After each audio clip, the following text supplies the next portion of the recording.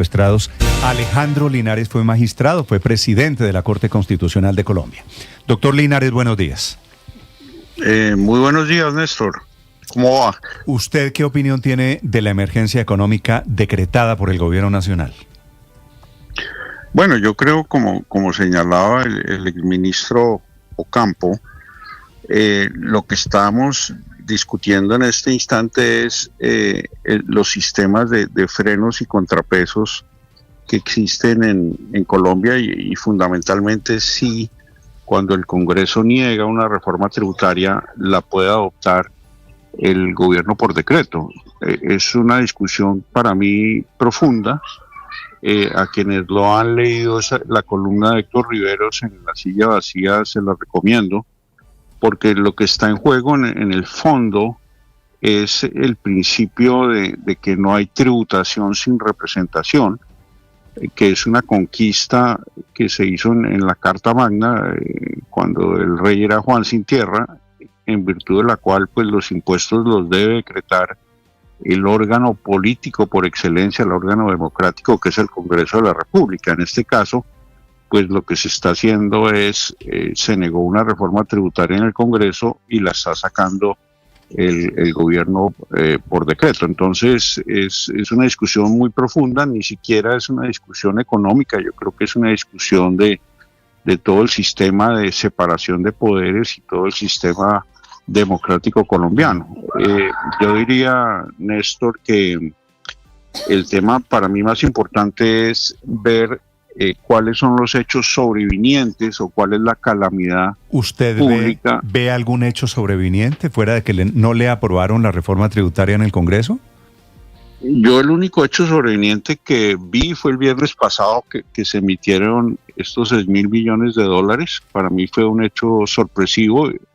Le entraron a la caja, o le van a entrar a la caja cerca de 24 billones de pesos, lo cual, digamos, sería una cifra muy superior a los 16 billones que se pretenden recaudar a través de los nuevos impuestos. La verdad, yo pensé que con esa operación de crédito público se iba a desaparecer la necesidad de la emergencia económica. El viernes pasado estaba yo de cierta manera contento porque ya no se requería esa emergencia económica, pero parece ser que eso va a salir en los próximos días. Doctor Linares, ¿cuál es la jurisprudencia de la Corte Constitucional alrededor de las emergencias? Porque el gobierno está recurriendo aquí a una figura excepcional, un estado excepcional, el de la emergencia económica.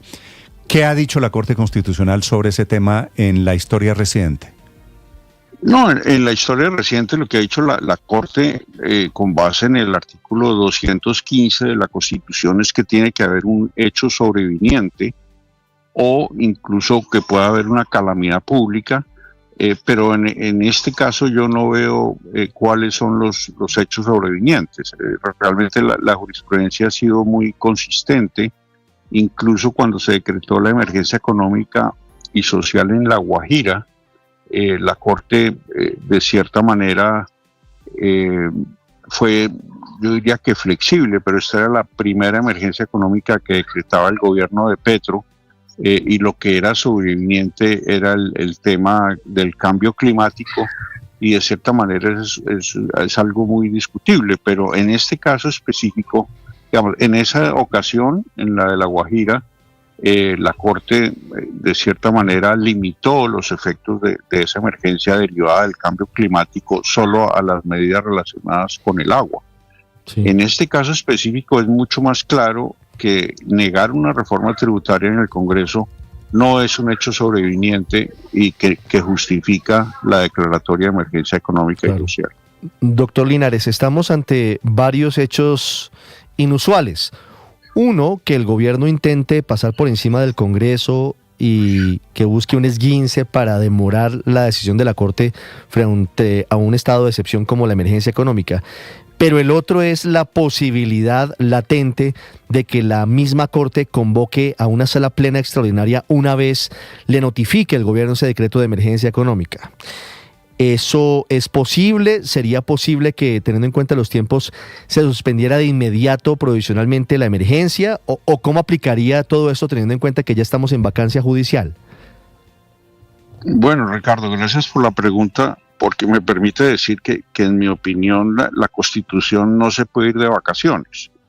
Y de cierta manera, lo que le he oído al presidente de la Corte es que convocaría una sala extraordinaria, una sala plena extraordinaria, por lo menos para hacer el reparto del decreto una vez este llegue, el decreto de convocatoria, una vez este llegue a la Corte. Entonces yo creería que independientemente de lo que digan, digamos, las leyes o los reglamentos, el presidente sí podría citar a una sala plena extraordinaria, estando en vacancia judicial, se repartiría por sorteo a quien le corresponde estudiar el decreto, y eso se podría hacer de manera virtual. La Corte ya tiene en su reglamento pues la posibilidad de hacer reuniones virtuales, y seguramente los magistrados estarán por fuera de la ciudad o por fuera del país, pero es posible convocarlo a través de, digamos, de medios virtuales. Pero realmente lo que se haría en primer lugar sería repartir al magistrado a quien le correspondería. Es por sorteo, ¿no? Es por sorteo. Sí. Y segundo, lo de la suspensión provisional, que es una pregunta muy interesante. Yo creería que esa figura todavía no la ha estrenado la Corte. En este caso, como está de por medio, digamos, una discusión sobre si hay o no una violación a la Constitución flagrante, podría estrenar esa facultad la sala plena de la Corte Constitucional. Tengo entendido, doctor Linares, que esa figura de una especie de medida cautelar, de una suspensión provisional, se creó para leyes o inclusive para reformas constitucionales, pero no para estados excepcionales. ¿Aquí usted ve las condiciones para estrenar, para que la Corte Constitucional tumbe antes de esta emergencia económica? Yo creería que esta puede ser una oportunidad, así como el gobierno está innovando al decretar la emergencia económica cuando el Congreso no aprueba una ley de financiamiento, pues pienso que la Corte también tendría que acudir a medidas tan extraordinarias como la posibilidad de suspender un decreto de declaratoria de emergencia. Sí, claro. Doctor Linares, quiero hacer una última pregunta, porque usted deja abierta la puerta para que incluso no sea una sola sala extraordinaria, sino que sean varias. ¿Sería posible eso? ¿Sería posible que eventualmente a quien por sorteo le corresponda estudiar la emergencia económica no se vaya de vacaciones, sino que trabaje durante estas semanas de vacancia judicial para sacar muy rápidamente adelante el estudio y pueda entregar lo más pronto posible una ponencia a la sala plena a sus colegas? Sí, yo creería que sí. Digamos, existe esa posibilidad. Digamos, primero habría que convocar una sala para hacer el reparto, y una vez hecho el reparto, pues de acuerdo a lo que señala el presidente, que es quien convoca la sala plena, pues se podrían hacer una o varias salas plenas extraordinarias durante la vacancia judicial. Yo creo que, si bien no está autorizado en ninguna norma, yo creo que el control constitucional y la supremacía de la Constitución deben aún trabajar en vacaciones. Entonces, ¿hay algún antecedente, doctor Linares, de la sala plena de la Corte Constitucional sesionando a pesar de estar en vacancia judicial?